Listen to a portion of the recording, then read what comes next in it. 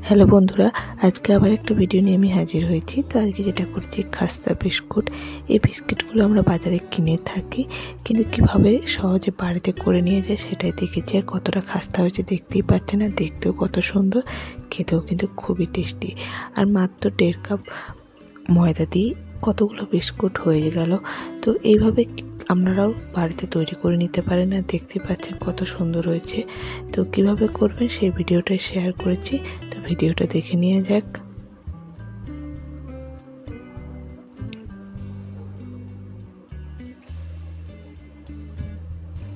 প্রথমে আমি একটা বড় পাত্র নেব, তাতে আমি দিয়ে দেবো 2 চামচ ঘি। আপনারা চাইলে বাটারও ইউজ করতে পারেন, সেম পরিমাণ বাটার নিয়ে নিতে পারেন। একটু মেল্টেড বাটার যেটা সেটা নিতে হবে। আর তাতে দেবো 1/2 কাপ চিনি। চিনিটা এখানে আমি পাউডার করিনি, কেননা চিনিটা একটু দানা দানা বিস্কুটে থাকলে খেতে কিন্তু খুবই ভালো লাগে, যেমন একটা কুরকুরে ভাব থাকে। সেই জন্য আমি এটা পুরো চিনিটা নিয়েছি দানা দানা দিয়ে। এটা খুব ভালো করে ঘিয়ের সাথে মিশিয়ে নেব। ঘিয়ের সাথে মেশানোর সময় চিনিটা অনেকটা গলে যাবে, কিন্তু তবু একটু দানা দানা ভাব থাকবে। দেখতেই পাচ্ছেন একদম পুরো ফুলে উঠেছে, যেমন ক্রিম আমরা থাকে সেরকম। এরপর অন্যদিকে একটা পাত্রে নেব 1 চামচ সাদা তেল। ওই চামচ মেপে আমি দেব 2 চামচ জল।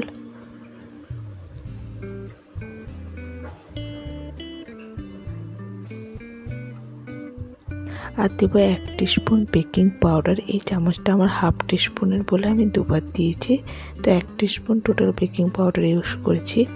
খুব ভালো করে এই 3টে মিশ্রণকে মিশিয়ে নেব।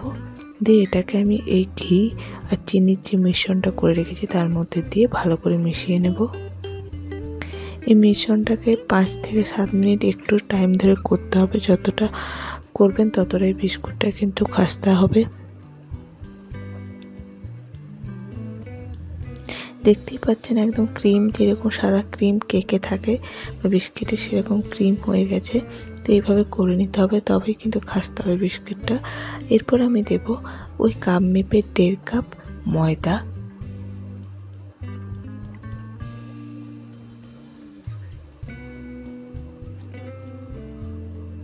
আর দিয়েছি 1/2 কাপ কাস্টার্ড পাউডার। এটা যদি না থাকে এর বদলে আমরা পুরোটাই ময়দা ইউজ করতে পারেন, 2 কাপ ময়দা ইউজ করতে পারেন। আর দেব 1/2 টিস্পুন বেকিং সোডা। দিয়ে সমস্ত কিছুকে খুব ভালো করে মিশিয়ে নেব।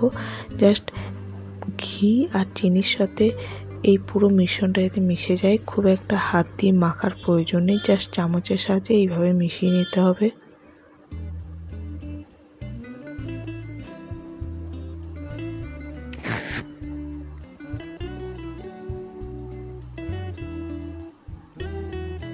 তো দেখতেই পাচ্ছেন একদম মেশানো হয়ে গেছে। আমি এখানে কোনো হাতের ইউজ করিনি, আর এক্সট্রা কোনো কিছু জল বলুন, দুধ বলুন বা ঘি কোনো কিছুই লাগেনি। এই পরিমাণ নিলে এই যে ঘি বা চিনি নিয়েছি বা যে ময়দাটা তাতেই হয়ে যাবে পুরোটা মাখা। এরপর এটা ঢাকা দিয়ে ফ্রিজে আমি 1/2 ঘন্টা রেখে দেবো। আর যেটার মধ্যে বিস্কিটটা করব সেটা হচ্ছে একটা স্টিলের থালা। এই থালাটার উপর একটা পেপার, যেমন সাদা বাড়িতে পেপার থাকে, সেই পেপারটা গোল করে কেটে নিয়েছি। দিয়ে এটার উপর অয়েল ব্রাশ করে নেব। এখানে আমি কোনো বাটার পেপারও ইউজ করিনি। দিয়ে একদিকটা তেল বুলিয়ে এইভাবে থালার মধ্যে দিয়ে উপর দিকটা একটু তেল ব্রাশ করে নেব, তাহলে এটা আমাদের বাটার পেপারের কাজ করবে। 1/2 ঘন্টার পর আমাদের যে ময়দার মিশ্রণটা, যেটা বিস্কুট তৈরি করবে, সেটা একদম সেট হয়ে গেছে। ফ্রিজে দিলে এটা খুব সুন্দর সেট হয়। এরপর আমি যে মতন যেরকম আকারের বিস্কিটগুলো করব সেই মতন বল কেটে নেব। তো আমি মিডিয়াম সাইজে করব, খুব একটা বড় না বা খুব ছোট না। দিয়ে গোল করে হালকা হাতের সাহায্যে চ্যাপটা করে নেব, যেরকম বিস্কিট হয়। একটু মোটা রাখবো, যেহেতু কুকিজ তো একটু মোটা মোটা হয়, তো সেইভাবে করে নেব। তো এই থালাটায় আমার 4টেই হবে, তো 4টে দেবো, কেন প্রত্যেকটা বিস্কিটের মাঝে গ্যাপ দিতে হবে। এগুলো যখন স্টিম হবে তখন আরও ফুলে উঠবে। তো এইভাবে গ্যাপ দিয়ে বিস্কিট 4টেকে রাখতে হবে। আর উপর থেকে আমি একটু আলমন্ড ছোটো ছোটো করে কেটে নিয়েছি, সেটা দিয়েছি জাস্ট একটু দেখতে ভালো লাগে সেই জন্য। কেননা এরকমই বিস্কুট আমরা বাইরের থেকে কিনে থাকি, হয়তো কোথাও পেস্তা বা কোথাও আলমন্ড দিয়ে থাকে।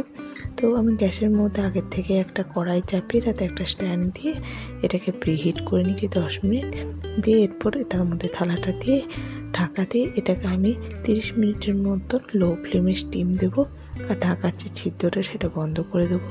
তো 30 মিনিট পর দেখতেই পাচ্ছেন বিস্কিটগুলো কতটা ফুলে উঠে যায়, কত সুন্দর। তো বিস্কিটগুলো যখন থালার থেকে সহজে উঠে আসবে তখন যেমন বিস্কিটগুলো হয়ে গেছে। তো এখন আমার বিস্কিটগুলো দেখতেই পাচ্ছেন উঠে আসছে, তার মানে হয়ে গেছে। তো এইভাবে প্রত্যেকটা বিস্কিটে আমি তৈরি করে নেব। তো আপনারা এইভাবে করে নিতে পারেন। তো আমার এই ভিডিওটা যদি আপনাদের ভালো লাগে অবশ্যই লাইক, শেয়ার এবং সাবস্ক্রাইব করতে ভুলবেন না। আর দেখতেই পাচ্ছেন কত সুন্দর। ভিডিওটা এখানেই শেষ করছি। নমস্কার।